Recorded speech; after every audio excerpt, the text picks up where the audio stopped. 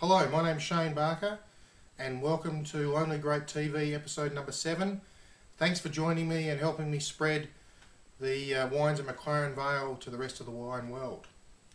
Today we're going to talk about two wines from Madelieines, which is a vineyard and winery just outside of Mt Compas, outside of the McLaren-Vale region typically, but I thought worthy of giving it a bit of a try and having a look at something different again today.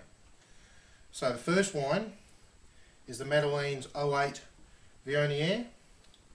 The 08 Viognier won a gold medal at the Royal Sydney Show in its class, so it must be doing something right in the Viognier.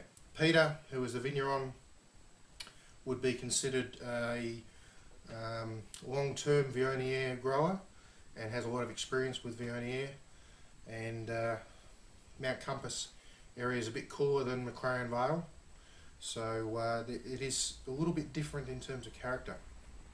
So let's do the wanky thing.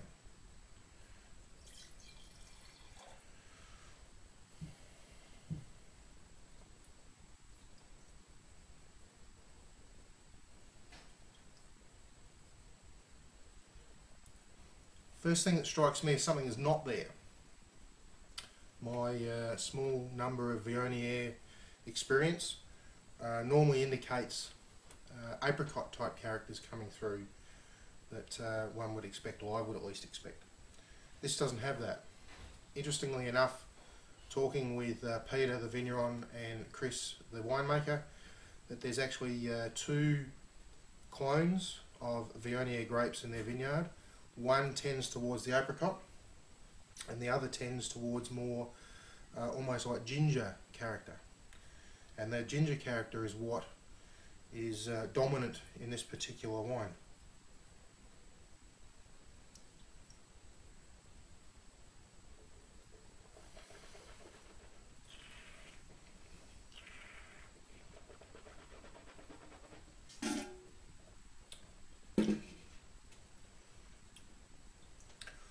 Now today I'm actually drinking that basically at room temperature to see if there's some different flavours coming through.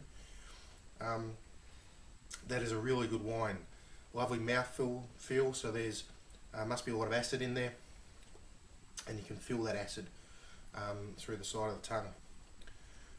Like I said, those sort of gingery characteristics coming through, but there is some hint, just some hint of that apricot character right at the very back of the palate. Lovely mouthful of wine for this one, so much so I'm going to give another try.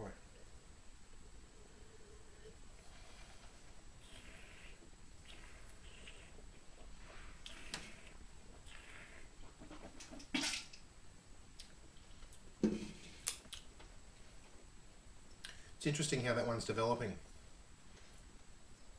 Chris in particular was saying needs a bit of time, this particular or the way they've set up this particular variety in the bottle does need a little bit of time to develop, and the 08 is certainly drinking quite nicely. By the way, I tried the 09 while I was there. Again, a very nice wine, very different, and you can see the vast differences between giving it a little bit of time in the bottle. Definitely recommend this to have a little drinky drink with. Now it's about $20 a bottle from Madelieines. I don't know that you can get this retail from the shops, but definite try. In terms of food, actually there's a lot of character there, and it would actually carry some things that maybe whites wouldn't normally carry. So I'd actually say a bit of pork might go nicer with this one. Certainly with some apple sauce. Wouldn't go astray with that one.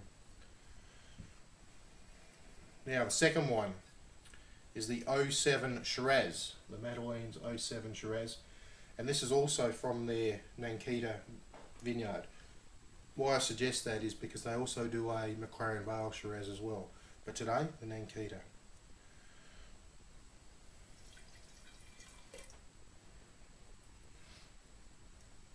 Oh, I can smell that already.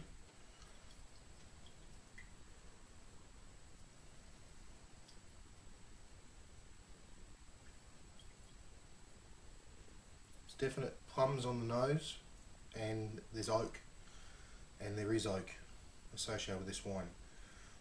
A fair amount of oak, and you're getting those oak, vanillin, cedary type characters, so I suggest there's probably some French and American oak involved in this one.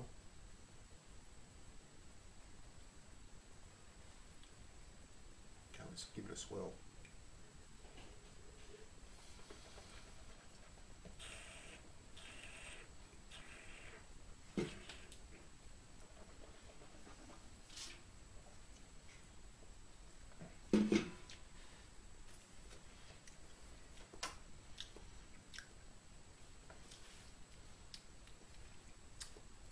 Nice. Plums, plums and more plums. Not the stewed fruit that you might think of with the really overripe Shiraz that sometimes you can get, which some people do like. Not the stewed plums, but just the straight fresh plums. There's a little bit of spice on the back end, but lots of that oak character coming through. This wine needs some time. It really does need some time to develop. Not out of balance though, because I can actually still taste, so it's long lingering, but I can actually still taste the fruit. It's not just the oak that's over developing in the palate and the back palate. Do enjoy this wine. This wine was actually opened a few hours ago, so it's had time to breathe, and I must say that that oaky component is more balanced than what it originally tasted like a few hours ago.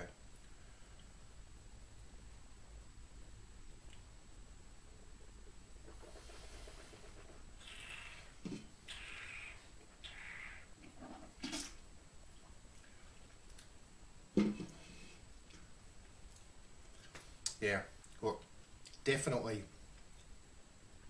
this is one that I would say to try, but don't try it straight away.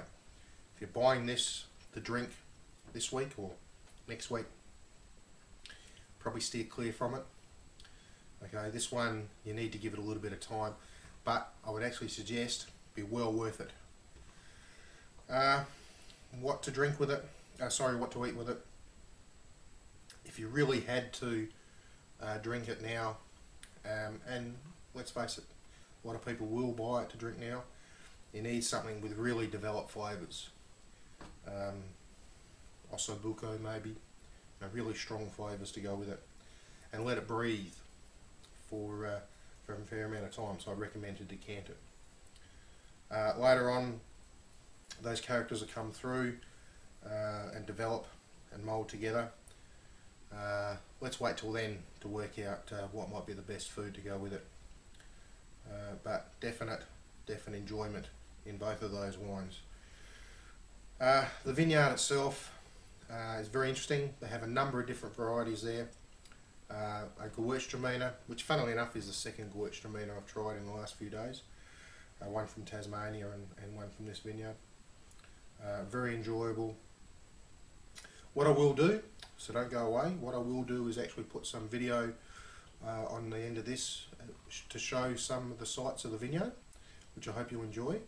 And in a few weeks' time I'll put together a full blog entry regarding all the wines and giving all the prices. So remember, $20 or thereabouts for these wines, and definitely worth a try for both of them. So that's it today from Lonely Great TV. Hope you have a great week, and thanks again for helping me spread the word about McLaren-Vale wines to the world.